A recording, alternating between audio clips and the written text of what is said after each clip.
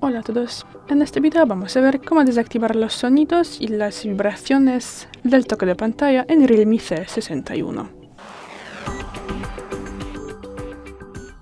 Para esto pasamos a los ajustes, luego abrimos aquí la pestaña Sonido y Vibración y lo primero que hacemos es aquí acceder a Vibración y Vibración al pulsar.